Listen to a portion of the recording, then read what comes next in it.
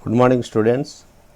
Today we are discuss about extended entity relationship model, that is EER model. First of all, what is the extended entity relationship model? The extended entity relationship model is a conceptual or semantic data model capable of describing the data requirements for a new information system in a direct and easy to understand graphical notation. Here, data requirements for a database are described in terms of conceptual schema using extended entity relationship model. Extended entity relationship model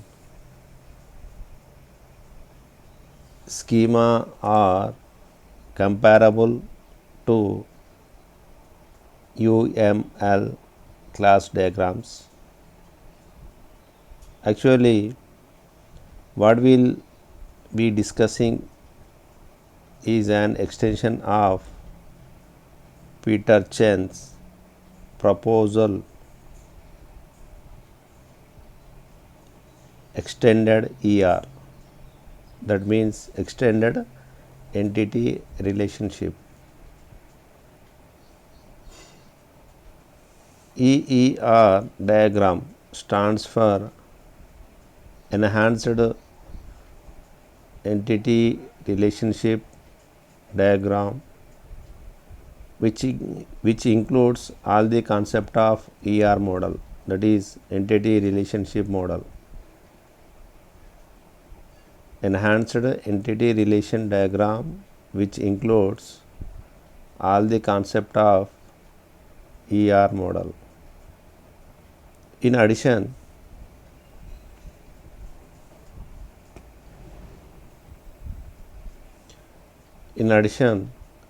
it includes the concept of subclass and superclass and the related concepts of specialization and generalization.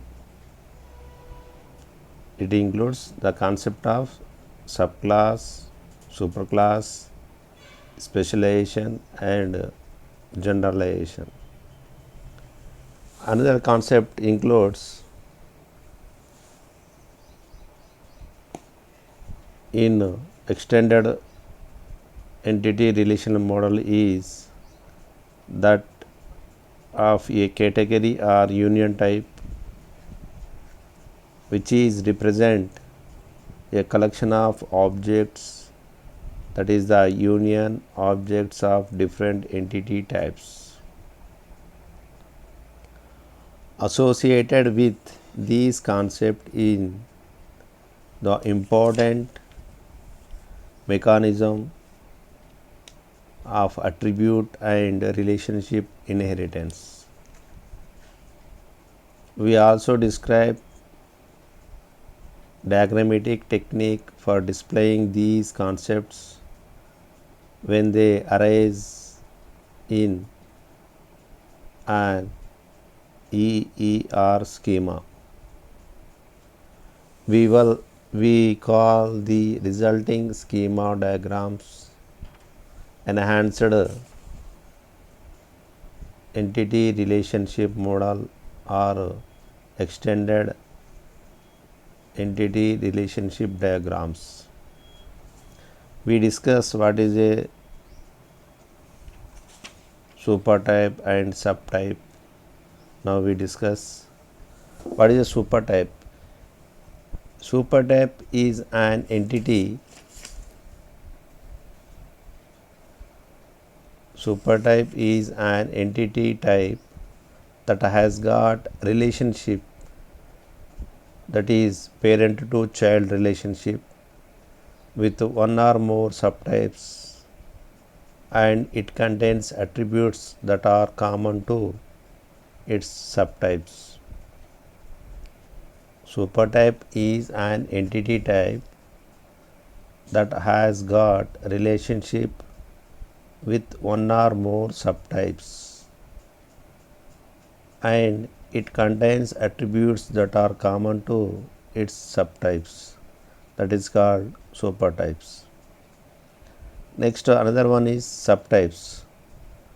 Subtypes are subgroups of supertype entity and have unique attributes,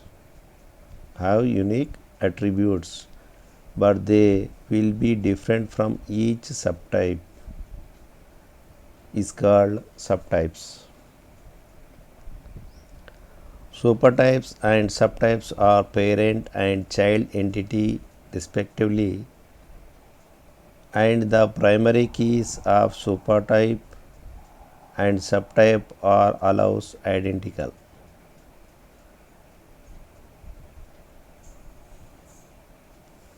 Next, we discuss specialization and generalization. Specialization. Specialization is the process of defining a set of subclasses of an entity type. Specialization is the process of defining a set of subclasses of an entity type. This entity type is called the superclass of specialization. The set of subclasses that form a specialization is defined on the basis of some distinguished characteristics of the entities in the superclass. For example, the set of subclasses like secretary, engineer, technician is a specialization of the superclass employee that distinguishes among employee entities based on the job type of each employee entity. We have several specialization of the same entity type based on different distinct characteristics.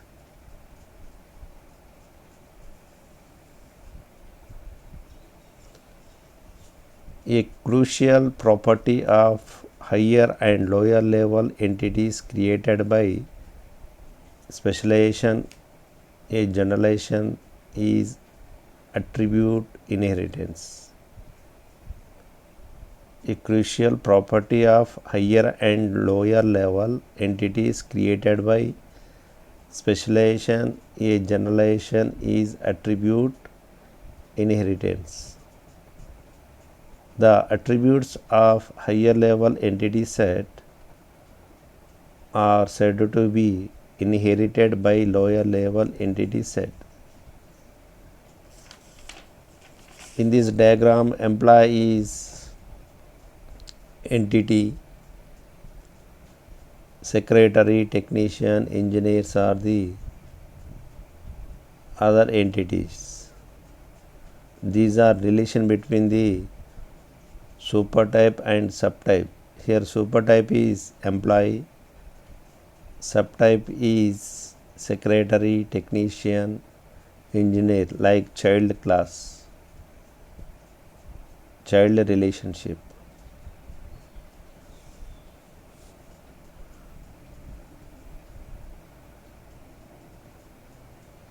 Next, generalization. We can think over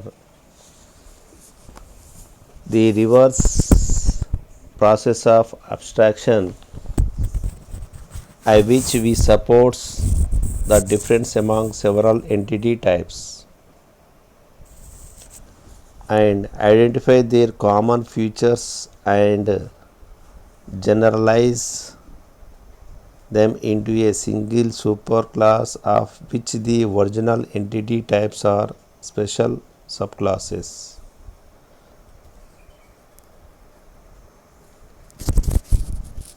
We can think over the reverse process of abstraction.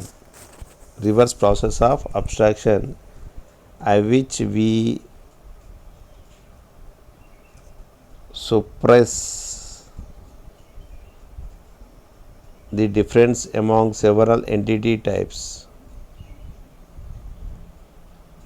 and identify their common features and generalize them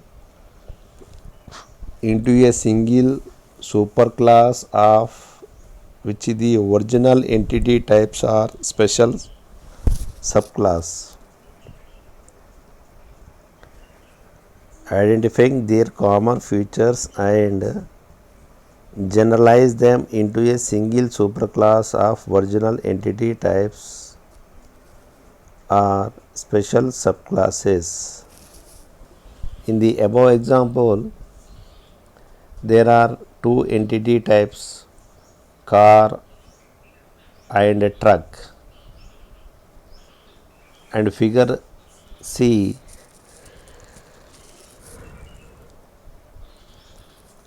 show the generalization of both entity types into superclass vehicle. Here car and truck are the two entity types.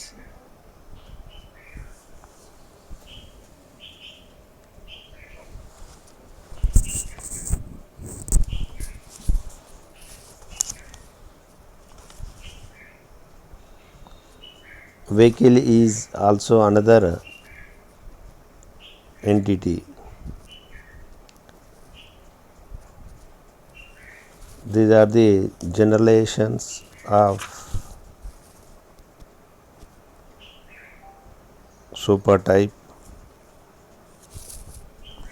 Next we discussing constraints in supertype and subtype discriminators. First of all, what is a constraints? Previous class we discussing constraints. I repeat once again.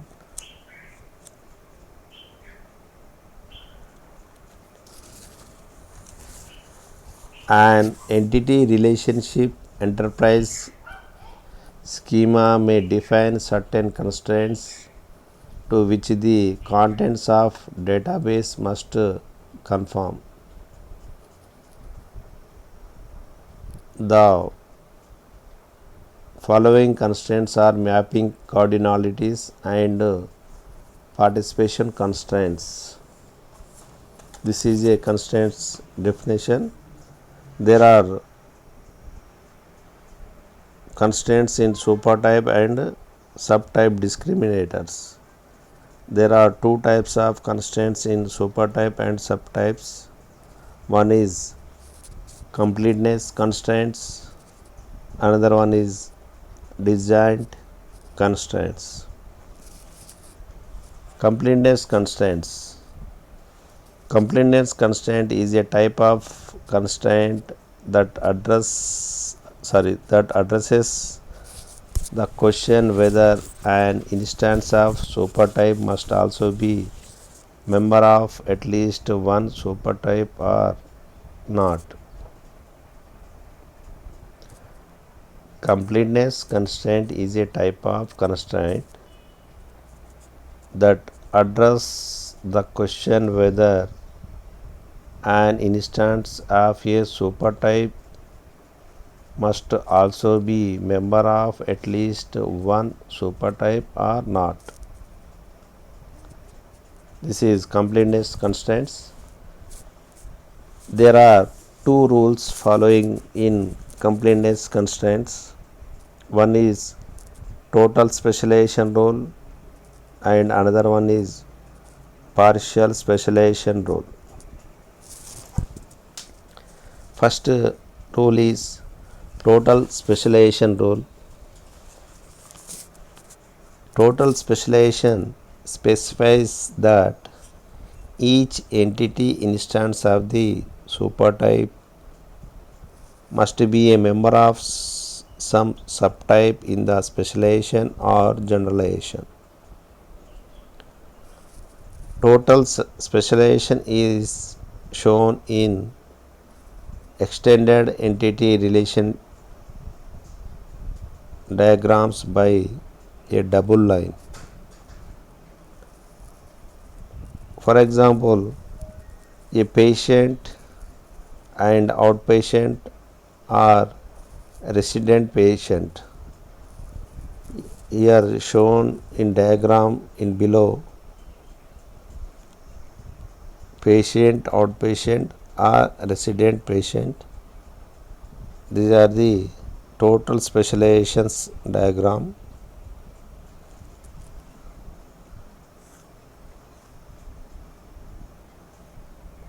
Total specialization specifies that each entity instance of the supertype must be a member of some subtype in the specialization or generalization. Next we discussing partial specialization. Partial specialization specifies that an entity instance of the supertype does not have to belong to any subtype and may or may not be an instance of one of the subtypes. Partial specialization is shown in entity extended entity relationship diagrams by a single line. Here example showing in diagram. If a vehicle is a car, it will appear as an instance of car. Vehicle is a car, it will appear as an instance of car. And if a truck as an instance of truck. However, if the vehicle is a motorcycle, it cannot appear as an instance of any subtype. This is partial specialization. Next, designed constraints and overlap rule we discussing now. First of all, design constraints. Design constraints is a constraint that addresses the question whether an instance of a supertype may be simultaneously be a member of two or more subtypes. Design constraint is a constraint that addresses the question whether an instance of a supertype may simultaneously be a member of two or more subtypes. There are two rules in design constraints. One is design rule, another one is overlap rule. First, design rule. Design rule specifies that if any entity instance of the supertype is a member of one subtype, it cannot simultaneously be a member of any other subtype. The overlap is specified by placing an D in the circle. Design rule specifies that if an entity instance of the supertype is a member of an subtype. It cannot simultaneously be a member of any other subtype. The overlap is specified by placing an D in the circle. For example,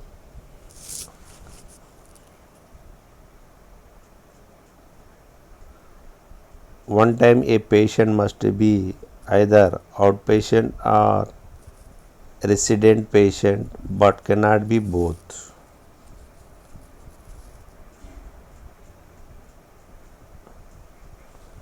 The diagram shown below, we observe that a patient must be either outpatient or resident patient but cannot be both.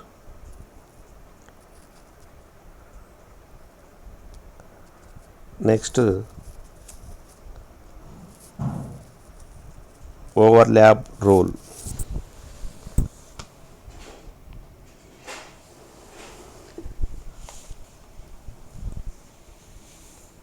Overlap rule specifies that an entity instance can simultaneously be a member of two or more subtypes.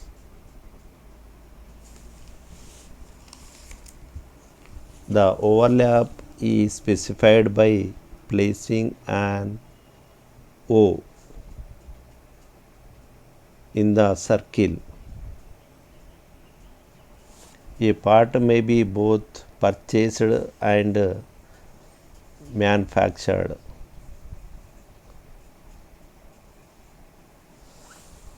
Part may be both purchased and manufactured. This is indicated by with O.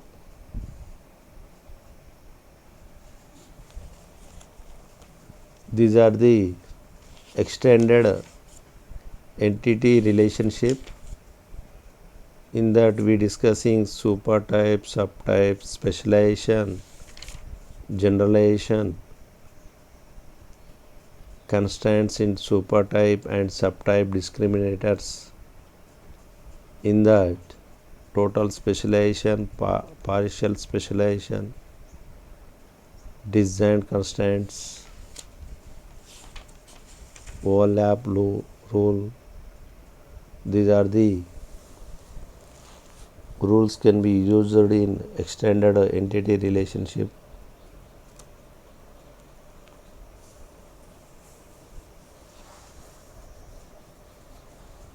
Next, alternative notations for data modeling.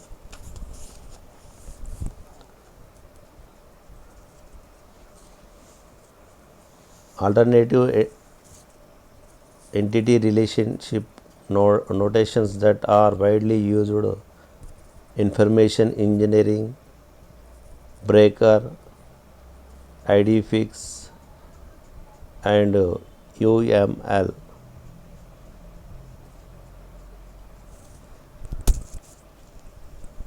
The information engineer notation is a simple and easy to read and is well suited for high level logical enterprise that data modeling. The only drawback of this notation, arguably an advantage, is that it does not support the identification of attributes of an entity. The assumption is that the attributes will be modeled with another diagram or simply described in the supporting documentation. Next, Berker. Berker notation is the one of the more popular ones. It is supported by Oracle's toolset. and is well suited for all types of data models. Its approach to subtyping can become quickly with hierarchies that go several levels deep. Next, indifix. This notation is overly complex. It was originally intended for physical modeling but has been misapplied for logical modeling as well. Although popular within some US government agencies, particularly the Department of Defense, this notation has been all but abandoned by everyone else. Avoid it if you can. UML. This is the not an official data modeling notation. Although several suggestions of a data modeling profile for UML exist, none are complete and more importantly are not official UML yet. However, the Object Management Group in December 2005 announced an RFP for data oriented models. These are the alternative notations for data modeling. These are the concepts are discussing in chapter 3.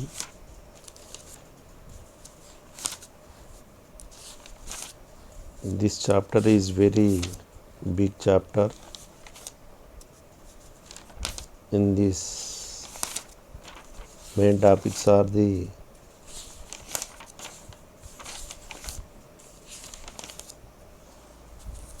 entity relationship model. In that entity relationship model, ER diagram, entity relationship basic concepts. What is a entity? What is a attribute? What is a entity type? These are the discussing in previous videos. Another topic is entity relationship diagrams. The different diagrams used in entity relationship like rectangle, double rectangle, diamond shape, ellipse, underline ellipse.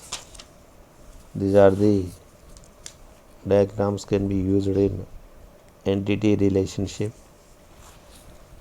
Next, different types of entities: strong entity, weak entity, associative entity, and next attribute types: single valued attributes, multi valued attributes, compound, composite, stored, simple, derived, key, non key, required attribute, optional attribute. Next, types of relationships: one to one relationship, one to many relationship, many to many relationship, weak and strong relationships. Next, degree of relationships: binary, unary, ternary. These are the discussing in previous videos. Next, another constraints: mapping cardinalities, cardinality constraints, participation constraints, reduction to relation schemas. representing entity sets, representation of entity sets with multi-valued attributes. Next, entity relationship design issues, in that use of entity set versus attributes, use of entity sets versus relationship sets, binary versus relationship sets, converting non-binary relationship to binary form, and last topic is extended entity relationship model, in that supertype, subtype, generalization, specialization, constraints in supertype and subtype, total specialization, partial specialization, design constraints, design role, overlap role. These are the discussing in chapter 3. Next, we discussing chapter 4, that is relational database design.